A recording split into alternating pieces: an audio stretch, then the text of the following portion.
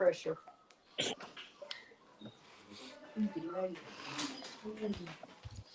Well, I guess we don't even have an intro, which is fine. We don't need it. This Monday Bully Live. We're going to be talking about, y'all already know, old school breeders versus new school breeders. My dude, Caleb Wett over there, I had him on the picture as old school, and I put myself on the new school breeder side of the house. We're going to have a conversation here today because first and foremost, let me say it was not my idea. I actually saw a post online where somebody posted the whole old school, new school thing, and I thought it would make great discussion. I apologize to whoever posted it. I should have had the post ready so I could give you full credit for it. If you come on the live, I'll definitely give you full credit, man. I have no issues with that. Real quick, we got what's up, Jet Ski in Sarata. We got Sulema Santiago, Happy MBL. There you go. Nadies, good evening, and Adam Fields in his eye. So I want to start it up like this. It's too simple for all of us to sit here and nod. Yes, we agree. Absolutely. Yeah. I want to get to this point. Let's cut to the chase. What controversial points from either an old school breeder or new school breeder do you agree with, and which one do you not agree with? Period. So I'm gonna go first. I'm gonna set the benchmark, and y'all can follow suit afterwards. Straight up. First of all, I think that old breeders do bring a lot to the table. The fact that you must line up dogs phenotypically, I think is important. But I don't think it's any more important than lining them up genotypically. I think if you can line them up with both, you get both sides of the coin. You're not just looking at one side, either phenotypically or genotypically.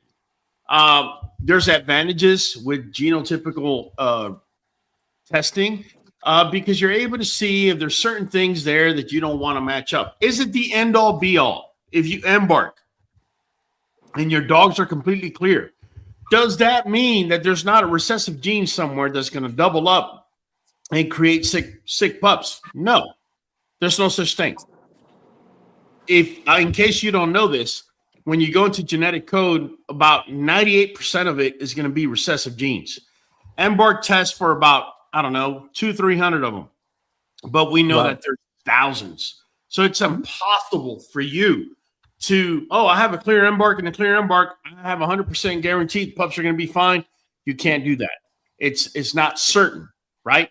However, I find it completely irresponsible in today's day and age where if you have a pup of 10 litters for $125 a pup, you literally can run embark. And at least for those 200 tests that are being tested, you're able to know if your dog is a carrier, if it's not. If you did have a puppy that's a carrier of something, you just make sure to tell the family that's buying it to not breed to a dog that actually carries it as well. And that's it, right? As far as breeding results, this is what I think, guys. I think that there's a lot of big name breeders out here that were nothing more than lottery winners. They somehow created an amazing dog. They don't even know how. Yep. What they did do, which was smart afterwards, is they stacked the odds in their favor. How did they do that? Say I had an amazing dog and I went ahead and bred to Michael's bitch, right? Or co-owned. Same with Caleb, same with Big Unk, same with Amanda. You're looking at 1, 2, 3, 4 litters plus a litter or two that I would have in my yard. Let's just say 8 pups per litter.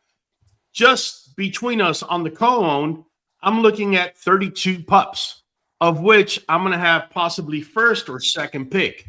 You really have to be a fool to not hit with these types of numbers because you're stacking numbers. Does that mean that you know what the hell you're doing? Because if you're stacking numbers, don't get me wrong. Do not get me wrong. You can know what you're doing. Okay, you can really know what you're doing and maximize it by doing the co-own. Don't get me wrong. That's definitely the right strategy. But if you didn't know what you were doing and you did this with 20, 30 people, what are the odds that you're going to be walking around with the creme of the creme out of these cones that you're breeding to? Odds are going to be super high. So this is why you hear me say things like, if your dog has been bred 100 times, don't show me your top 1 or 2 pups. If it's been bred 100 times, you need to show up here with at least 50, 60 pups that are blowing it out the water. If you can't do that, then what that tells me is you're a lottery winner who is just stacking the odds in your favor. That's it. So I'm going to leave it there. Anybody else that wants to jump in, the floor is yours. I'll jump in. Okay. Hey, look, it's like this. Okay, so me breeding for years, right?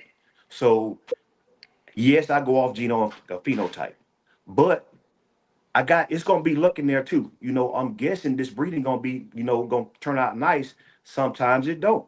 So you're going out on a limb every time you breed. But I do like the fact of getting dogs tested, and I'm easing it on into that because I don't even know if I'm gonna have a bigger dog. You know what I'm saying? So I need to find out. What's a hybrid vigor dog for those of us that don't know what that is? When he can't produce himself. He looks amazing, right? He looks amazing, but he can't produce himself. Yeah. And see, by doing COI, you will know what you got before you even waste the time for even. What's COI? What's COI? Cold efficient of inbreeding. Of inbreeding. Okay. And what does that tell you? The higher the number tells you what? I ain't got all of that yet, Raul. I'm trying to learn. Okay. Okay. The more the traits are going to come out. Yeah. Well, hey, you were going on a beautiful route, man. I was just setting it up for you. The easiest way to think of it, Big Hawk, is the higher the COI, the tighter the blood. The lower the COI, the looser the blood. That's the easiest way to think of it. That's right. So if you have an amazing dog walking around, but there's more to it than that. But that's if you're gonna simplify it down as far as you can. I think that's the simplest way to grab a hold of the concept. You can have an amazing grand champion walking around with a koi of 10. It's going to have a real hard time pushing that through. Just for those of you that are watching. Go ahead. Keep going. Keep going, Big Bruce. They don't want to steal your thunder. Oh, that was it, though. I just wanted to, add my little 2 cents in. But the thing, it can save you time. It can save you time. I realize that. And just like I say, I'm going to start going over into that myself. Okay. Excellent. Anybody else want to jump in? Yeah, I'll jump in. Go ahead. Y'all know that, and I was actually looking for a hat to actually wear tonight because I'm more of the old school breeder, as it says on the banner. But man, the pheno has got to look the part for me to look into the geno. If the pheno is not there, if I see a bitch walk by and she's not something that gravitates my attention, why am I going to look into the geno? Why am I going to look into the embark? Why am I going to look into her health testing? I'm not going to look any further if that pheno doesn't really set my alarm like, hey, that girl right there, you need to talk to the owner. You need to see how that dog is bred. Now I'm looking into the geno. Okay. Now, if I really get serious about it, now I'm looking into the embark. I'm looking into the health testing. These are great tools. Okay. But I truly believe that pheno has got to be, the pheno's got to match the pedigree, but the pheno has got to get my attention before I'm even going to look into the pedigree. Now, if the pedigree matches the geno or the pheno, now I'm interested. And we're talking about line breeding, doubling up, tripling up, things like that. And that's looking at the pedigree of it. But yeah, the DNA testing, like I will never, ever, ever do a breeding just based off of an embark results. I won't. The pheno has got to be there for me to dig into those tools. These are great tools that the newer breeders have today. The older breeders didn't. Sure. So I love the concept of both of them colliding, like Bruce was talking about, because I'm getting into, more of the health testing, more of the embark, things like that, like, how Bruce was or how Bruce is too. Like for the longest time, like, I had mentors that it was, look at the pheno and then let's stack it. And now we're gonna get those results because we've all admitted it on this platform, on multiple platforms, that genetics are wonky. The genetics are not always going to pull from the mom or dad. It's not always going to pull. It's always going to be something different. But the pheno in front of me, and like we're talking about, it says years of experience, gut instinct, and hands-on knowledge. When we're talking about the old school breeders actually going off the flyer, yeah. If I'm like, okay, this matches because this one's got a nice wide rear, this one's got where you're really looking at the pheno on how you're gonna perfect each other. Now it's got my interest, but again, now I'm looking into the geno, so both play a huge part into it because now we have tools to utilize, such as Embark. Such as this health testing where we're looking at the hearts, we're looking at the hips, we're looking at the elbows, we're looking at the knees, we're looking at everything. Now we have all these tools where we can utilize everything. So if you're not beginning at least to utilize these and really start to implement that into your program, yeah, I think you're going to fall behind. But again, I am the pheno, I'm big pheno. But then I love to line breed. So the line bred dog has got to have that pheno of what the geno is, but the pheno is number one for me. Okay, no, that's fair enough. Like I said earlier, I think using both sides of the coin, yeah, it makes you more well-rounded as a breeder. You Absolutely. definitely need the phenotype because you could have a dog that doesn't look anything like the other, and just because their coys are matching up the way you want them to doesn't mean you're going to be getting the results you want. Yeah. But if you do have phenotype between the two and you know how to manipulate the coys, you're stacking the odds in your favor. Oh, yeah. Genetics is about odds. There's no 100% certainty about anything. Miss Amanda, the floor is yours. I think that, a lot of what Caleb has said is on point. One thing that I don't say that very often. Kidding. The art that a lot of old school breeders have in their pockets is that they have learned to fly blind in a way, genetics. So they are looking at the phenotype, and the real gift is not just kind of seeing and then kind of chopping it. It's finding patterns in the pedigree, visual patterns in the pedigree. Not just like, I like that dog's rear, I like that dog's head. Boy, I like that shoulder set. Ooh, I like the way that neck is, it's not a chop shop. It's literally finding patterns so that your likelihood of reproducing the looks that you're wanting or the features that you're wanting is higher. Yeah. So a lot of old school breeders have been able to do that just by eyeballing it and then doing the research visually using the pedigree. The genetic testing that's available now is going to be able to prevent a lot of the inner workings of the dogs. The COI is going to be able to tell us a little bit, or kind of take away a little bit of the mystery of like, well, is my dog going to be able to be more likely with this pairing to reproduce itself?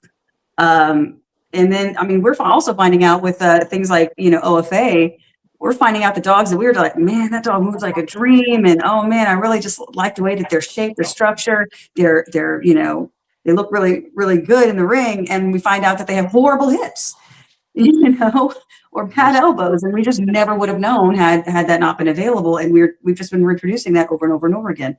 So, there's a lot to be said about new school breeders looking at it in a sense of like, I can take what old school breeders have done by picking up those patterns and really, really digging into the phenotype. But I'm actually going to be able to take that into another step further and start producing, using the visual, but producing health, like healthier dogs. Longevity.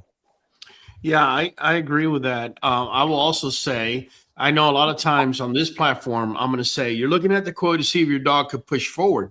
But also you're looking at the coy to even know if a dog if you need to, because Caleb was saying he likes to line breed. Well, say you have a dog in your camp whose coy is 41. Line breeding might not be the best thing for you at that point, man. Yeah. At that point, water it down just a little bit, bring it down to about maybe a 27, 26, and then go back to line breed. So definitely both from a health standpoint and also for stacking your odds. Let's not lie to ourselves. If you had a tool that gave you even a 5 or 7% edge that you wouldn't have before, us in the breeding world, we're going to hit it, man. We're going to hit it because we know, okay, well, if I have 10 litters, and I'm dropping, say, 8 pups a litter, 7% of that means that I should hit in X amount of time. This is a numbers game. This is an odds game. There is no certainty when it comes to breeding.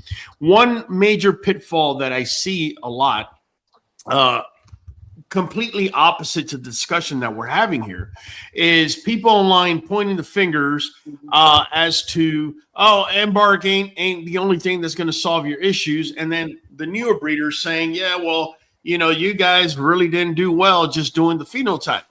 Y'all need to take a step back, both sides. I don't care if you're old school or if you're brand spanking new, and realize it's going to be better if you see both sides of the coin than trying to guess what the coin's going to be when you flip it up in the air. I'm just saying, more information cannot hurt you in any way. Amanda was talking about, dogs having bad hips. I remember 12 years ago, hearing about grand champions walking around with hip dysplasia. There was no embark back then, at least not like it is now, right? And I'm not saying that embark is going to let you. Embark does not test for hip dysplasia. Let me just be straight up. Right. But I can tell you, when I came to the XL world, things like bladder stones, polyneuropathy, all these things were popping up on the very first embarks that I was doing left and right. And people that were doing it and wanted me to consult, it was all there. And so you have to realize that there's definitely a place for it. But can you just say, oh, we're just going to run a test and that's it? We're just going to match them up? It doesn't work that way. You need the phenotype side of the house as well. Mike, for example, we were just talking here before we came on the set. Mike, let everybody know what you did today, man. Today, I did all the swab embark tests for my entire litter, for the solstice litter. There you go. Good stuff. I've got a little bit to say about everybody. Everybody's and my own opinion here on all this. I love this topic. First of all, the way it looks from my point of view, I've been in this a few years. I'm still considered a new breeder for sure. And I think that without breeding with phenotype, we wouldn't be where we are today. That being said, to me, and I've always said this, I may have got it from Raul, probably did. Embark is like a flashlight in the dark. You can navigate in the dark without it, but why? Right? It's better to turn that light on where you can see.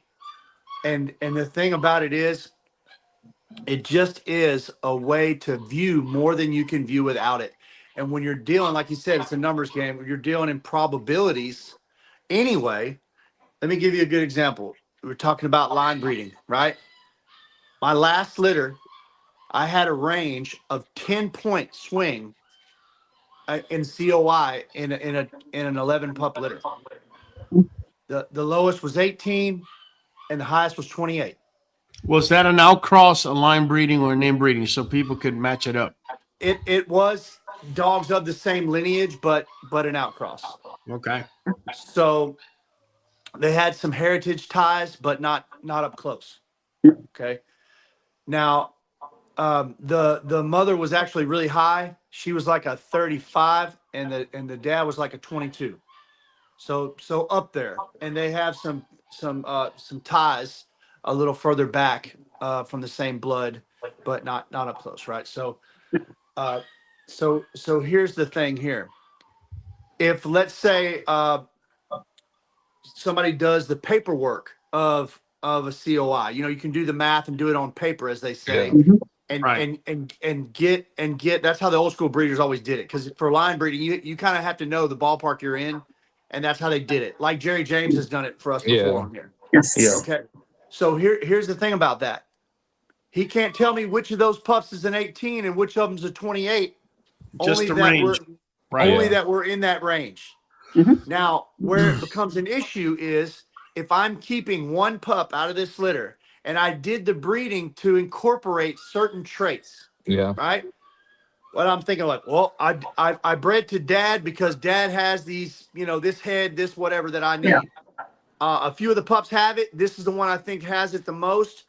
You don't know which one has the lowest COI and which one has the highest if you're just doing a guesstimation on paper, right? You may choose the pup with the lowest out of the range in the whole litter just based on phenotype. And you may sell the puppy with the highest COI, which would be the puppy with the highest probability of passing on the traits that you did the breeding for. And you sold your best pup to carry on the traits you brought in and don't even know it. But with an embark, you know exactly which one is the highest probability of incorporating and passing on the traits that you did the breeding for. And that's one example of many to me that like Raul said, make it to where you shouldn't breed without both if you can help it. Right. Because they work so well together. It's like a mom and a dad raising a kid. You can have a single parent family either way. People do it all the time, right? But a kid gets more if it's got both, if you can. Absolutely. Right. And it's kind of like that harmony, that yin and the yang, it works better together. And that's just what I can see from my point of view. Raul talked about having recessive traits, that are only a threat when you pair them up with another dog that has the same trait. Yes. I have that in my program. So it was very important to me to breed my female to a dog that I knew for sure did not have another copy of that same trait that she only had one copy of. Because then it's a problem for the puppies. If I make sure that the stud does not have what she has, it's not a problem for any of the puppies for sure. Yeah. And so that's imperative for me to make that decision. Matter of fact, breeding to a dog without having his embark was not an option because of that. And that's just two examples right now off the top of my head that I can think of that make it like, come on, man, we're talking about around a $5,000 dog and around $100 for the test to find out, to make sure you don't trip over your own feet on something like that. And to me, there's no debate there. I mean, if I had to choose one without the other, I would probably have to choose phenotype, because with genotype, you're just looking at the paperwork. There's things you can't see. Right. So if you only could do one, obviously phenotype, you would have to breed what's in front of you. But we're not in that situation. Well, let me jump in on that, because you made some very, very, very good points, Mike. I don't recall if it was Caleb or Amanda who was saying I think it was Caleb, you have to identify patterns. Okay. So I'll reveal something with you guys here tonight that I probably haven't revealed in the past, but I always thought it didn't take a scientist to figure out.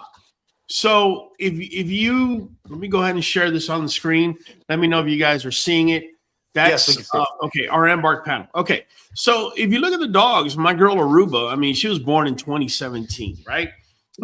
If you see here, we have embarked a total of 81 dogs, right? 81 dogs. So what does this tell me? How can I use this information? Well, I could tell you guys, as I was embarking my original dogs, I had the ability to see koi. I had the ability to go into the summary. I had the ability to see traits, okay, who had a short muzzle gene and who didn't, and who was a carrier, and what does a carrier's short muzzle look like or not? Do you not think that gives you not an advantage when it's time to pick a pup or when it's time to pick a stud? I mean, yeah, and Mike is absolutely right. You need to see it phenotypically to be able to identify it. But then we go under the hood and you look here, and it'll either what's the word I'm looking for? Reinvigorate what you've been thinking. Okay, yeah, I thought this whole time, because her muzzle is not a beak like the other pups. And then you come in here and you see, oh, okay, she's carrying a short muzzle gene. Okay, great. Yeah. Now you know. Then you breed her to a dog that's got double short muzzle, and then you start noticing two things. Obviously, the puppies that have double short muzzle are going to have a shorter, wider muzzle, but also the short muzzle carriers, their muzzle is going to be shorter than Mama's, who was also a short muzzle carrier. But you would never know this if you didn't have the ability to see what's in front of you and tie it in together with what's under the hood. This is why I have stood here and I've said things like, yeah, double ALT, it goes straight into extreme muscle. How do you know that? Oh, no, it's no scientific study. The thing is, I've had 40 dogs that had only one copy of the low ALT, and when you stood them side by side with the ones that didn't, phenotypically, you can see a big difference. And now that we do have some dogs that are double ALT, it just blows the whole thing out the water. Yeah. Do I need a university study to tell me that low ALT is going to lead to more muscle? No. I embarked 81 dogs, and I think at least in this particular niche, there's probably nobody that's embarked more. And I've been able to identify these patterns. It's just a matter of wanting to do it. And so, will you break down what I was saying about the COI and the range within a litter and how that could really be detrimental to somebody's program? Yes. I'll give you an example. My latest litter. Let's bring it up. Let's bring it right up so you can see. We don't talk out of our rear ends around here, right? So we're gonna go to our last litter. Yeah, let's go to our last litter, and here they are, right? These pups right here. So if you notice, check it out. Check out this. And what's crazy is, I'll tell you in a second here. What's crazy is this was pretty much an outcross. But if you notice, La Nina, by the way, let me put a little click next to the puppies. This way you don't get them. I see what's in there. Yeah. This way you don't get them confused, right? So, and Cubert, our little Cubert, the smallest pup. So check it out. We had between 25, the lone female had a koi of 25, Victor's at 22, Romeo at 19, Titan at 19, Bam Bam at 22, Big Poppy at 21, Cubert at 19. Okay. So this may not make too much of a big difference for you, but let's just say, just for the sake of argument, that you were keeping one puppy out of this litter. And for the sake of argument, so that you guys, we don't get into splitting hairs, let's say that the entire litter was so consistent that at this point, you wanted to make sure they either had double N, right? For somebody like Caleb that breeds XLs, double N gene, right? On the IGF-1 growth hormone, big, right? You kind of want that. And let's say that I was down to picking, like I literally have now in my yard, I have Big Poppy, okay? And I have his brother, Victor. Check it out. Big Poppy's at 21, Victor's at 22. Okay, no big deal. Just 1%, right? But at 10 weeks old, can you really tell, unless there's a big height difference, can you really tell who's double N and who's NI? Probably not. So we'll go in here to Big Poppy and we'll go to his attributes. And this is how I did it. I don't really care if he's a tri-carrier or not, but that's a plus. He's KY, so he has the potential of producing tries. That's great. Then what I wanted to make sure that I was keeping, which I already knew the entire litter had, is double short muzzle gene, right? If the other pup has an AC, that means he's a short muzzle gene carrier. This cat over here, he's got them both, right? That might be a difference maker right there. Yeah. But then I go to body size. It says NN. Let me tell you guys right now, look it up on Google or wherever. IGF-1, okay? Growth hormone. If you're dealing with big old dogs and you want them to mass up, that double N is key. All right? It's key. All right? So then we got the information we wanted about this boy. He's going to be 73 pounds, which, by the way, this is off usually between 25 and 30. Without breaking sweat, yeah. 30 pounds, but that's fine as long as you have a benchmark where you can see where it's predicting every pup within the same measurement. You can make calculations from that point. So then you take a look at the other pup, right? Let's go to my boy Victor over here. And where's he at? Here he is, Victor. Bam. We click on him, right? We go to traits. And again, he's AYAT. We know he's a tri-carrier. He's KBKY. So we know that more likely than not, he's going to produce ghost tries if he does, right? I'm not saying I breed for color, but for those of you that do, this is the type of stuff. They'll play that, yeah. Yeah, this is the type of stuff you need to know. Now, like I said, the entire litter is short muzzle gene. So this wouldn't be a deal breaker since the other dog also has AA. But check it out. We come down here to the IGF-1. He's not NN. He's NI. The other pup was supposed to be 73 pounds, supposedly, at adult weight. We know this is off by 25 to 30 pounds. But this cat, even though he's an NI, he's predicted not to be that far off from that other boy. Yeah. So now, what does that mean? Raul, what does that mean? If the other boy's double N at 73 and this cat is 70 pounds at NI, well, I can tell you now, phenotypically, that the other boy, Big Poppy, is taller than Victor. If Victor's only going to be 3 pounds under this pup, who's already about 1.5 inches, almost 2 inches taller than he is, what it's telling me is that Victor's going to be stout. Okay? Does it guarantee it? Can you put it in writing? No, I can't. It's just odds. The odds are that Victor is going to be more stout. Now, back to what Michael was saying. Let me go back here. So you can predict, okay, you can predict what the coefficient of inbreeding is going to be in a litter. And the way you do that is you add both coefficients of inbreeding and you divide by 2. It's really that simple, especially, when you're doing an outcross. Now, when you're doing a line breeding or an inbreeding, you really can't, because there's little multipliers within there that when the same genes match up, they actually multiply exponentially, right?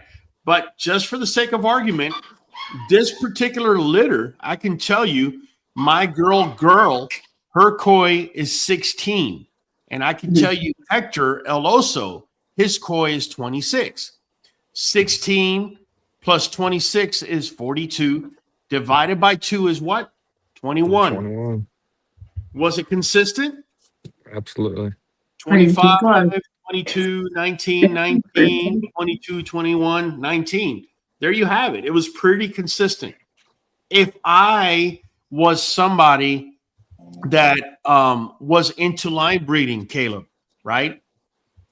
I would really take a strong look at this girl and see if her faults will not disqualify her from me keeping her. Yeah. Because, and again, what I'm about to reveal is completely my theory. Everybody else could have a different theory. This is just me. For line breeding, I don't want a koi above 27.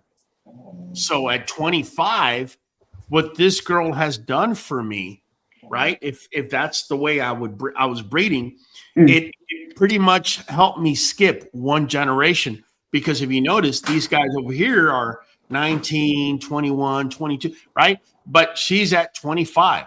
These 6 points between her and Romeo is a significant difference. Now, Romeo may look phenomenal to me, right? Right. But we are aware that Romeo's just not going to push as much as she is. Also, just so you know, and I mean, be aware, the females get 2 X's, the males get an X and a Y, right? So just throwing that out there. This is where the genetic component, absolutely, you need the phenotypical side of it. You definitely do, because maybe this girl over here with a koi of 25 looks like a limousine. She looks like a big old sausage dog. Her back is too long. You can't do nothing with that. In fact, at that point, I would tell you, stay completely away from her, because at a koi of 25, She's gonna throw she's it. about to ruin your program, right? Right? So it can work both ways. Yeah, absolutely. Yeah, man.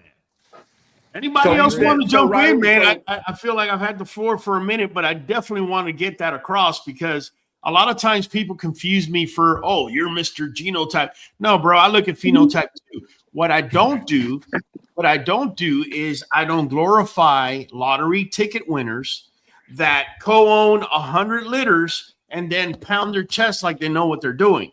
No, bro. If you're showing me 3 dogs and you have 100 co-owns, you don't know what you're doing. You come out here, you show me 80 dogs. Now you got my attention.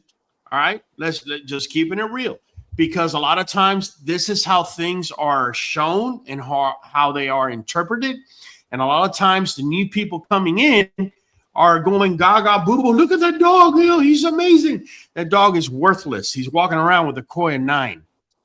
Woo. Can't do nothing for you, bro. He will never throw his look. Oh, but he's been bred 100 times. Then bring me, if he's been bred 100 times, you need to bring me 200 pups that looks just like him. Mhm. Okay, that's why. This is why. You see, breeders, we have this thing, right, where we know what to market. You come to QBN, I'm going to show you my dog's feet. I'm going to throw them all up in your face. We got good feet, right? Mhm. Now, a while back, we had gay tails. If you notice in my marketing, I wasn't showing the gay tail, right? Because I don't want to show what's screwed up in my program.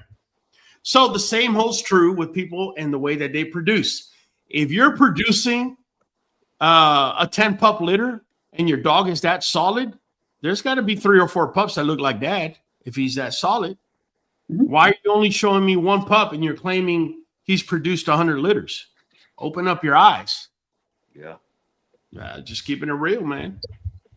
I don't know, honestly, It's that's not that somebody, can you take a dog with a really low koi like that and breed to a female that's not so low and get a pup that looks like dad? Yeah, you can. You can. But if you're swinging some big money around, I wouldn't want to bet on it. You might do it, but your probability is a lot lower. You know what I'm saying? And that's just it. Like, yeah, you can get it, you can do it, but it's an anomaly though. At I that want to point. raise the probabilities in my favor in every way that I can. You hit it on the head, Mike. If it's a $5,000 decision and it's revealed to you that the dog's koi is a 9, would you still pull the trigger, hoping that he's going to produce a pup that looks like him?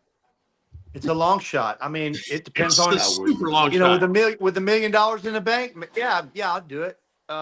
If I don't have a better option, Right. I might take a shot at it. But if it's like I have to have this is my best shot at it. I don't have a better route, and this is then those are a lot of ifs.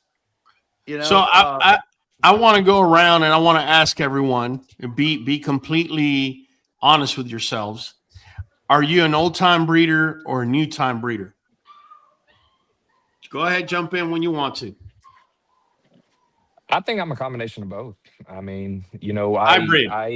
I came up more old school, looking at just pheno, but now the tools that are utilized to us, we're utilizing the tools to make the best decision possible. So, I think that I'm a perfect combination. I think that our program here, me and my wife at Bully Pride, is a good combination of both. Excellent. How about you, Bruce? Hey, I'm an old school breeder, but hey, I'm trying to change, man. I'm coming. Okay. Because it can't help you. You know what I'm saying? Just like every breeding you do, without this is trial and error. So I don't want no more error. So I'm crossing over. Okay, fair enough. How about you, Miss Amanda? Honestly, I feel like when I walked into this, I was trying to look more at genetics because I came in at a time when Embark was like everyone was screaming it into the rooftops, and I was like, ooh, you know what? I want to base everything because I was all about longevity, health from the get go because I'd already seen some pretty scary situations. So I walked into this wanting to base my decisions off of making healthier dogs. But, meeting all the people I've met, seeing hearing how they describe what they look for, it's one of those things where it's like, man, that's an art. That's an art. And it's definitely something I've learned to to appreciate and really look at and with a huge measure of respect. So I feel like I've kind of started one way and I'm slowly veering into appreciation of the other, of the old school and really, really feeling like that's kind of that happy medium is where it's going to be at. Good. How about you, Mike? Where you at? You're muted, Mike. Yeah, I had some puppies back here hollering, trying to spare y'all. We're getting it sorted out. So They have for opinions too, Mike. for me, I would say I feel like in this particular case, I would fall more in a new school category. Just ideologically, I really think that the more tools, the better. You can build a motor with wrenches, but if you build it side by side as somebody that's got power tools, you'll never build it with wrenches again. I like that analogy. That's I like a good that. one. That's a And good one, that's Mike. just what Yeah. it is. That was That's deep. just what it is with me, man. I mean, like, there's a lot of ways to do this thing right here, but I want all the tools I can because we're not getting any younger, y'all. And I was talking to Jamie Sweet. We both had her on on our shows. And she really put things into perspective for me because to her, when we had this conversation, what stuck out to her the most was something different than what stuck out to me the most. Well, she's been doing this for 50 years, and what stuck out to her the most was the time she saved by not having to do so much trial and error. Yes. And just learning through the generations. And Bruce and I had a similar conversation. Yeah, it's like, you try 5 different things, you hit on a couple, and then in 2 years, here you are with another shot to try a few more things. And then these dogs mature, and it's like, well, now you've made 3 or 4 moves in 6 or 8 years, 10 years. Whereas somebody else, they're moving in leaps and bounds faster because they're able to deal in a higher level of probability. So for me, that's where the difference is. Yeah, I like that. I agree. I think I did everything backwards too. I think I started, I didn't have an old school tutor initially. I kind of had to do old new school from the get. But then, like Amanda and Caleb were saying, I was reaching out to the older guys. By that point, I had reached their respect and whatnot. And, the information that they were putting out was actually what I needed on the phenotype side of the house, right? You need that. And that's where I learned a lot about what traits, how fast you can clear a trait, what traits to stay away from, which ones are stickier, why. At that point, I was chasing my tail with mastiff traits. And all this time, you ask anybody that's breeding bullies out in the street, and they would just repeat what everybody else was saying. Oh, terrier traits. Yeah, they're sticky. They're not as sticky as mastiff traits. You have to realize why. You have to realize the why to that. Mastiffs have been bred way before.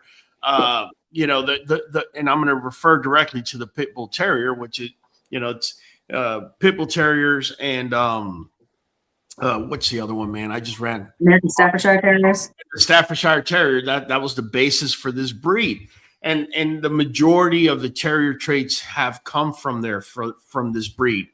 But if you go back to mastiffs, I mean, you can go back to Roman times. So yeah, it's gonna be sticky. I kind of learned it backwards. I think it could be learned forwards or back, but I think both are necessary. And I consider myself at this point to be a hybrid breeder. Well, I am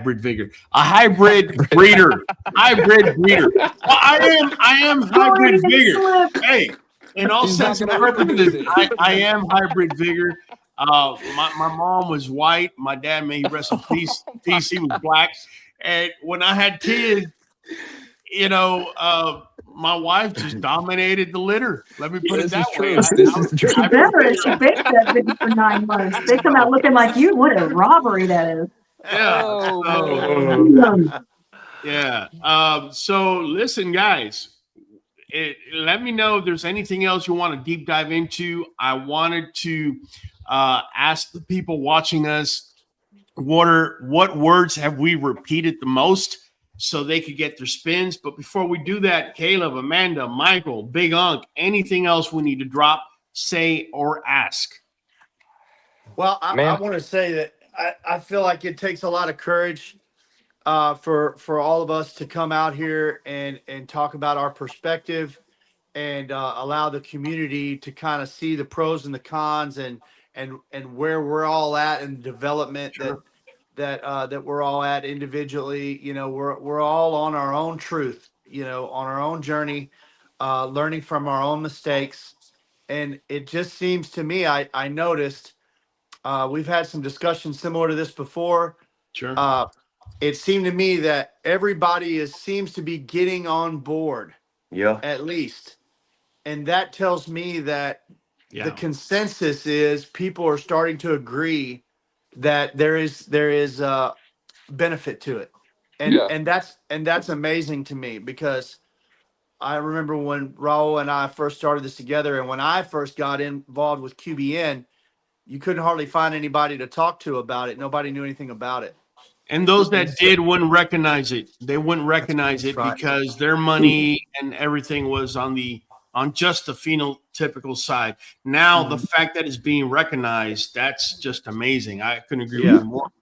I agree, man. Real quick, guys. Legacy Bull says COIs doesn't equate to automatic producer. And you're absolutely right, Legacy. But if you heard me earlier, I said there is no 100% guarantee. It's just odds. Probability. You may have a dog. Nothing is automatic.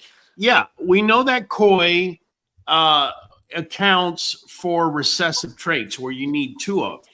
It doesn't account for the dominant traits. You may have a dog that has 1% dominant traits, which, by the way, guys, that would be just super crazy high. And he's walking around with a COI 2, and he breeds, and puppies are all looking like little twins running around. That's the explanation. He's got super high dominant traits. Unfortunately, Embark does, there's not a cheap, effective way of testing it right now. Someday it will be. But you're absolutely right. A low COI or high COI doesn't 100% say something. It just gives you kind of an insight to the odds of it. That's pretty much it.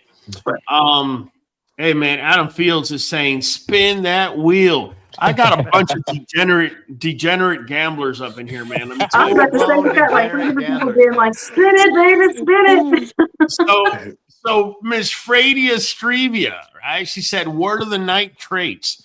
So I have something up my sleeve tonight because I figured, oh yeah, man, we're just not gonna make the wheel that easy anymore. We're gonna make it double or even triple or nothing.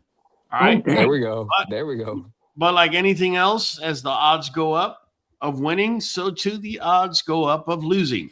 As you can see, we have 2 wheels. The one on your left is the one that determines whether you get a prize, and the one on the right is going to determine if we're going to multiply it or if you're going to lose as well. Oh, you're creating this.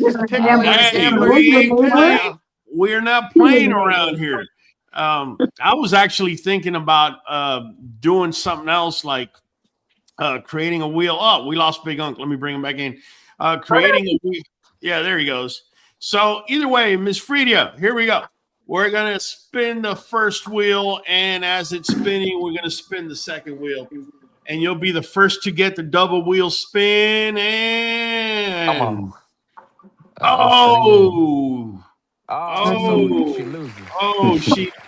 You lost. But because the second spin again, I'm going to give you another spin. Here we go. We're here for you, Mama. We're here for you. Here we go. I'm dizzy looking at both wheels. Oh, she's getting a beanie. Oh, no, she lost. Oh, sorry. Look at the guy. Look at that dude. Sorry about that, Miss Fredia. Sorry. Sorry about that. Let's take a look at anybody else out here.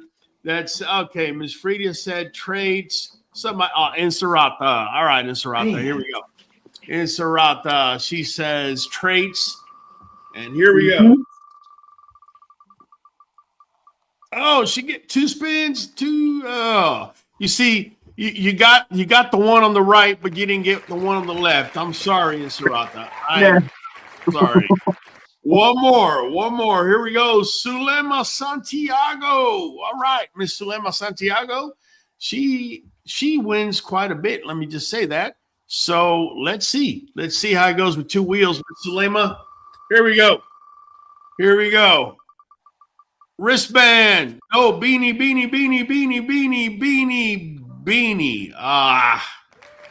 All right. That was close, but We need to no put a fedora cigar. on there so that way Caleb has a shot of getting the hat. Yeah, let's.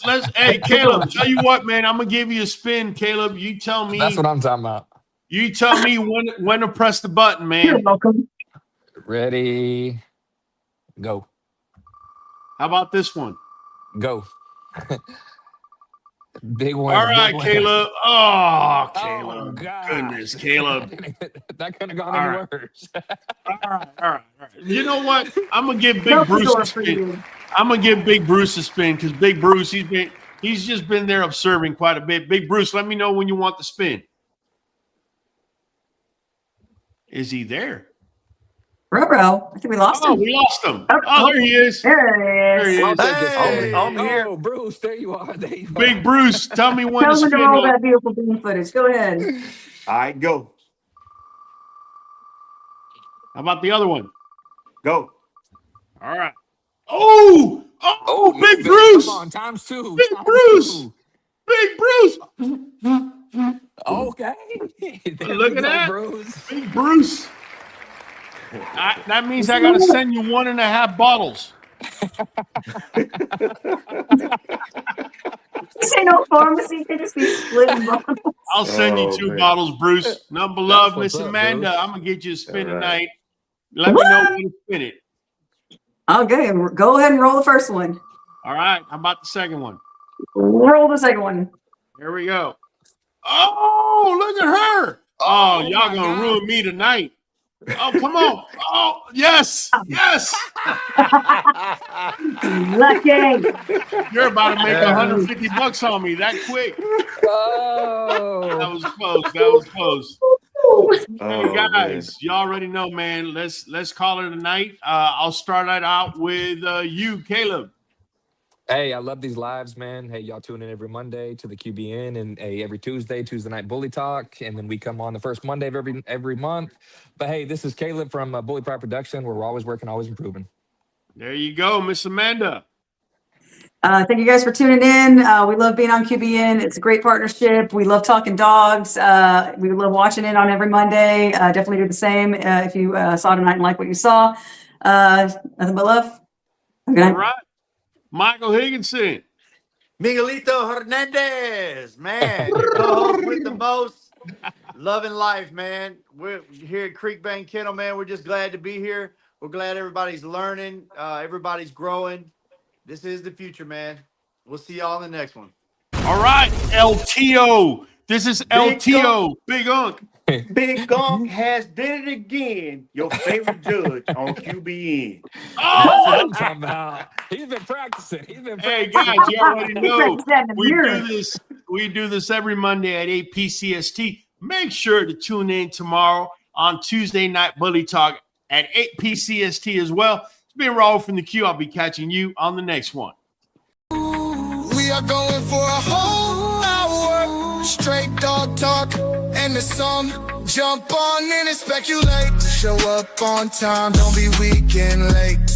We are community, so don't hate.